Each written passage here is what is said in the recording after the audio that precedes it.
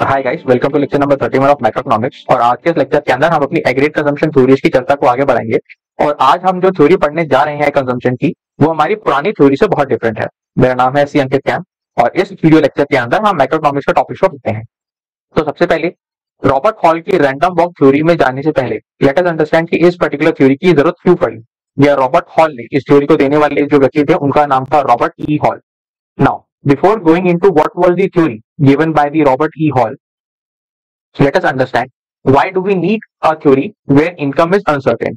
अब हमारे जो पुरानी हमने जो थ्योरीज पढ़ी हैं, स्पेशली अगर हम परमानेंट इनकम हाइपोथेसिस को पढ़े जो कि मिल्टन फ्रीडमैन ने दी थी, या हम लाइफ साइकिल हाइपोथेसिस को पढ़े जो कि एंडो और मोदिग्लियानी ने दी थी, इन दोनों थ्योरीज के अंदर, इन दोनों इनकम हाइपोथेसिस के अंदर जो इनकम थी, स्पेशली जो आपकी फ्यूचर इनकम थी, उसको प्रिडिक्ट करने के लिए उन्होंने माना था कि भाई जो कंज्यूमर है वो एक सर्टेन लेवल तक अपनी फ्यूचर इनकम को प्रिडिक्ट कर सकता है।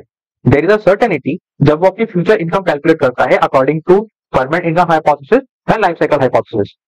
नाउ रॉबर्ट ई हॉल ने कहा कि भाई आप अपनी फ्यूचर इनकम को इतने सर्टेन तरीके से कैसे प्रिडिक्ट कर सकते हैं, क्योंकि फ्यूचर इज अनसर्टेन।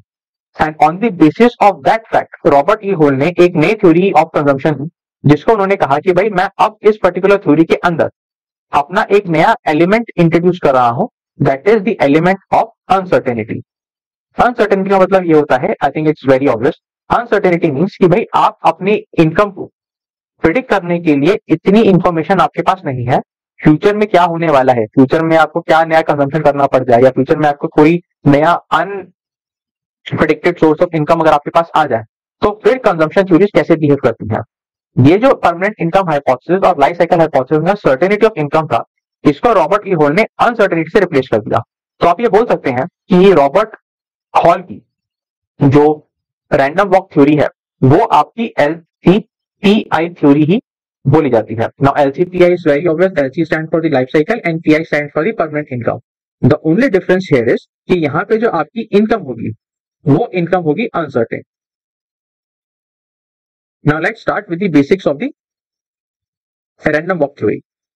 अब रॉबर्ट ई हॉल ने एक चीज तो माना कि कोई भी कंज्यूमर जब कंजम्पशन करता है तो उसका बेसिक टारगेट क्या रहता है। His basic target is to maximise his total utility. Total utility का कॉन्सेप्ट जो था हमने पुरानी क्लास में भी डिस्कस किया था, ओवर लाइफ टाइम। बेसिकली जब भी आप कंज्यूम करते हैं तो आप कंज्यूम क्यों कर रहे हैं, why a consumer consume something. The only reason is कि वो कंजम्पशन से कुछ सेटिस्फेक्शन लेना चाहता है। उस सेटिस्फेक्शन को हम नाम देते हैं यूटिलिटी का।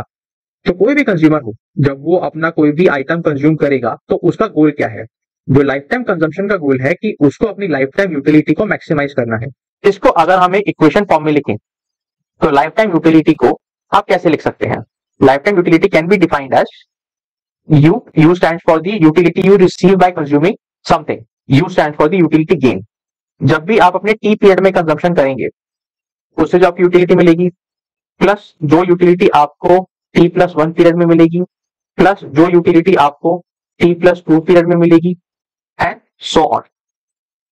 सो according to Robert E Hall और according to almost every consumption theory, lifetime utility को मैक्सिमाइज करना ही एक कंज्यूमर का गोल होता है। और वो लाइफ टाइम यूटिलिटी निकलती कैसे है, जिस पीरियड में आप कंजम्पशन कर रहे हैं मल्टीप्लाई बाय आपको उस पर्टिकुलर कंजम्पशन से कितनी यूटिलिटी मिल रही है।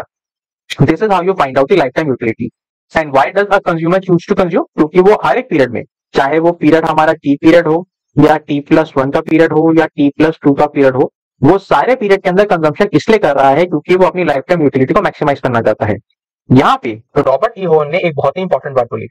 उन्होंने कहा था कि भाई ये जो लाइफ टाइम यूटिलिटी है, this lifetime utility can only be maximise अगर आप अपने लाइफ टाइम रिसोर्सेज को यूटिलाइज कर रहे हैं इस कंजम्पशन के लिए। This is a very important part of Robert E Hall theory कि भाई आप जो इस पर्टिकुलर लाइफ टाइम यूटिलिटी को मैक्सिमाइज करने की बात कर रहे हैं, that utility will equal to your lifetime resources, and that is the point जहां तक लाइफ टाइम यूटिलिटी सबसे मैक्सिमम होगी। अब जो यूटिलिटी मैक्सिमाइजेशन है, यूटिलिटी मैक्सिमाइजेशन को अगर हमें डिफाइन करना है तो आप कैसे डिफाइन करेंगे। बेसिकली आपको अगर मार्जिनल यूटिलिटी का कॉन्सेप्ट पता है तो well and good, otherwise what is marginal utility. जब भी आप कंजम्पशन कर रहे हैं, कंजम्पशन अगर आप अपनी एक यूनिट से बढ़ाते हैं तो उस एक यूनिट के बढ़ाने से आपको कितनी यूटिलिटी रिसीव हो रही है वो आपकी मार्जिनल यूटिलिटी होती है। This is a very simple rule of microeconomics. कि मार्जिनल यूटिलिटी मैक्सिमम कब होती है, जब आपकी टोटल यूटिलिटी मैक्सिमम होती है और उसके बाद टोटल यूटिलिटी डिक्लाइन करना स्टार्ट करती है, तो उससे जस्ट पहले आपकी मार्जिनल यूटिलिटी मैक्सिमम होती है। व्हेन वी से कि भाई कोई भी कंज्यूमर अपनी लाइफ टाइम यूटिलिटी को मैक्सिमाइज करना चाहता है, तो उससे हमारा मतलब क्या है? उससे हम बेसिक मतलब यह है कि वो किसी भी पीरियड में जो यूटिलिटी कंजम्पशन, किसी भी पीरियड में जो वो कंजम्पशन कर रहा है, चाहे वो T+1 का पीरियड हो, चाहे वो T का पीरियड हो, चाहे वो उससे 1 साल पहले का पीरियड हो, जैसे T-1 का पीरियड हो। ये एक बहुत ही सिंपल माइक्रोइकोनॉमिक्स का रूल है कि जो यूटिलिटी मैक्सिमाइजेशन है उसकी कंडीशन क्या है कि जो आपकी मार्जिनल यूटिलिटी है over the period of your life time, चाहे वो T+1 का पीरियड हो, T का पीरियड हो, T-1 का पीरियड हो, T+2, T-2, T+3, T-3, कोई भी पीरियड हो आपकी लाइफ टाइम का, उस पीरियड में जो आप कंजम्पशन कर रहे हैं उसकी जो मार्जिनल यूटिलिटी है वो आपकी कांस्टेंट होगी throughout your period of lifetime. And this is the point where your total utility is maximum. ये वो पीरियड है जहां पे आपकी टोटल यूटिलिटी मैक्सिमम होगी।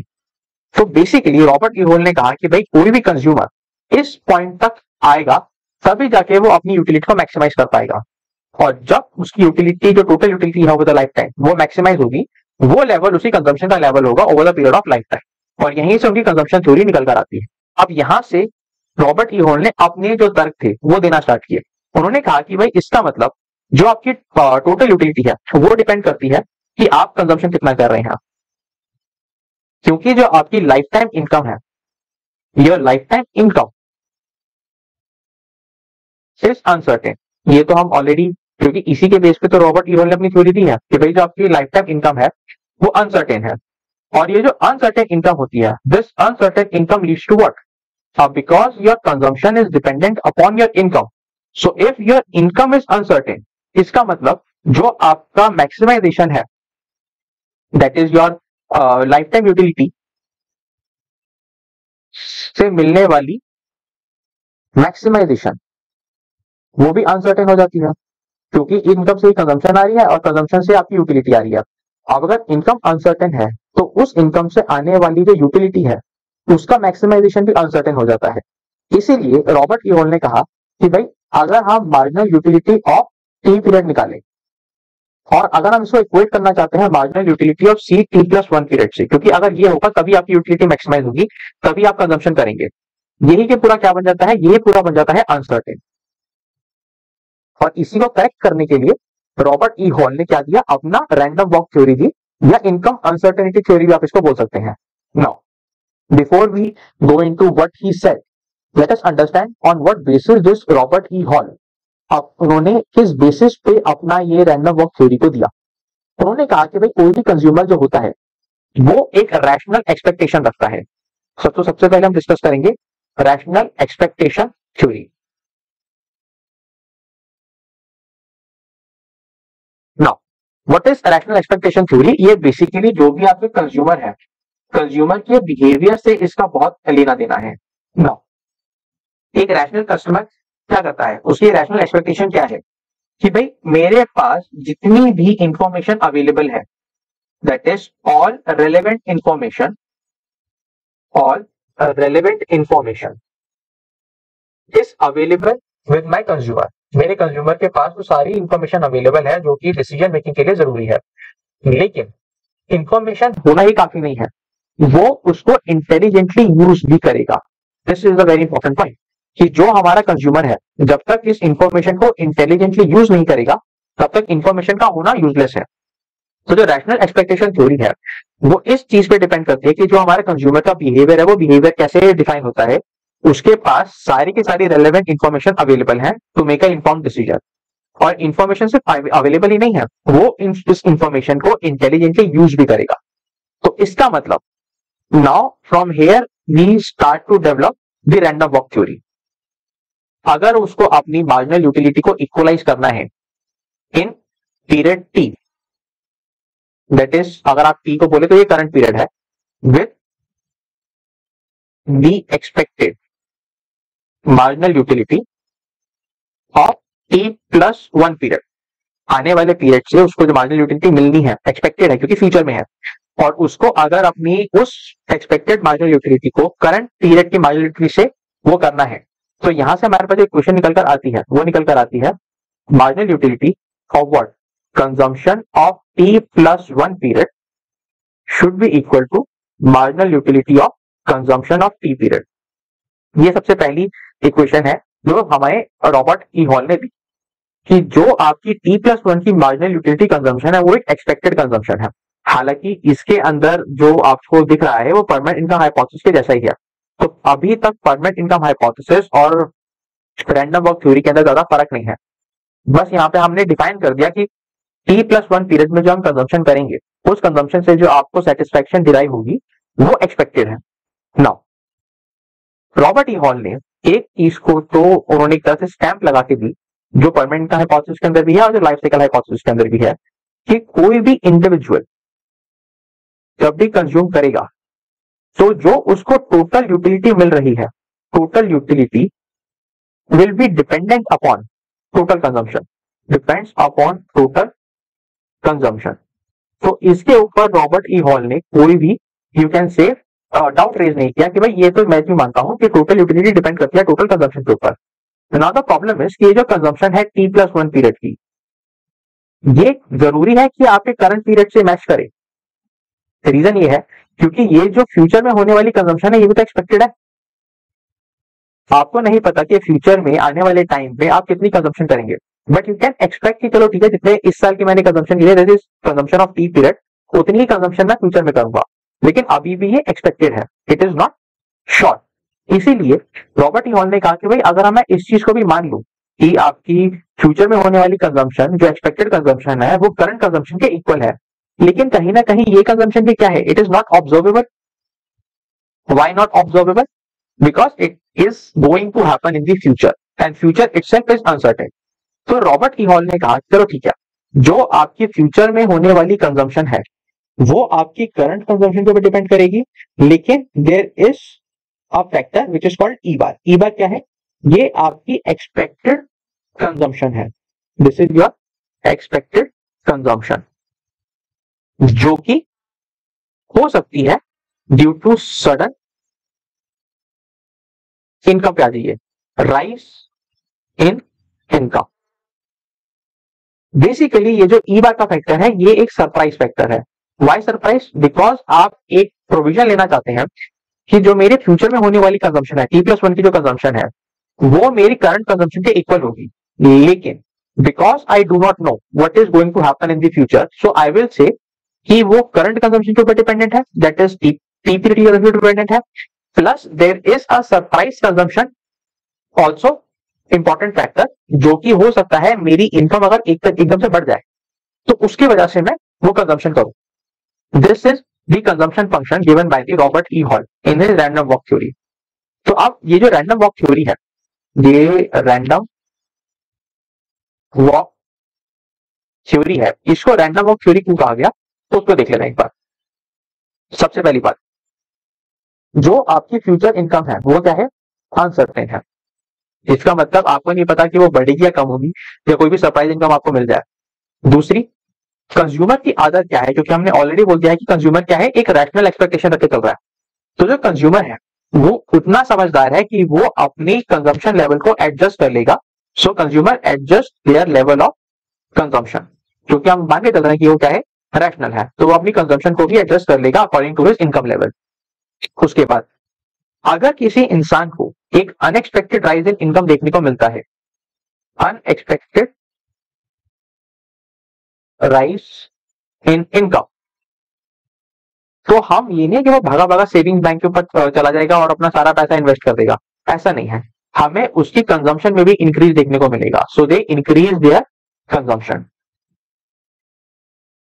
एंड फाइनली, बिकॉज ये जो आपका चेंज है, जो चेंज है क्या है, is unpredictable. Again because that change will happen in future and that future is uncertain. Uncertain तो है ही है, अनप्रिडिक्टेबल भी है। You cannot predict to any degree कि आपकी इनकम बढ़ेगी या इनकम कम होगी। इसीलिए अल्टीमेटली क्या होता है कि जो आपकी चेंज इन कंजम्पशन है, change in consumption also becomes unpredictable, और another way of saying it is it become random. And because it is random in its own sense, क्योंकि बहुत सारी चीजें लिंक्ड है। आप अगर फ्यूचर में देखते हैं तो आपको अनसर्टेनिटी दिखाई देती है, अब अनसर्टेनिटी आप ये बोल सकते हैं सर इनकम बढ़ेगी या कम होगी, चलो ठीक है, हम प्रिडिक्शन करते हैं कि इनकम बढ़ेगी या इनकम कम होगी। अनसर्टेन तो खाली प्लस और माइनस बताता है, प्लस और माइनस को प्रिडिक्ट करना उसकी प्रेडिक्टेबिलिटी से आता है। सो रैंडम वॉक थ्योरी ने कहा कि भाई देखो, सबसे पहली बात, जो आपकी फ्यूचर इनकम है वो अनसर्टेन है, मतलब आपको नहीं पता फ्यूचर में इनकम बढ़ेगी या कम होगी। लेकिन जो मेरा कंज्यूमर है, बड़ा रैशनल कंज्यूमर है, उसकी एक रैशनल एक्सपेक्टेशन होती है, तो अगर उसकी level of consumption, level of income में चेंज आता है तो वो इजीली अपनी लेवल ऑफ कंजम्पशन को एडजस्ट कर लेगा।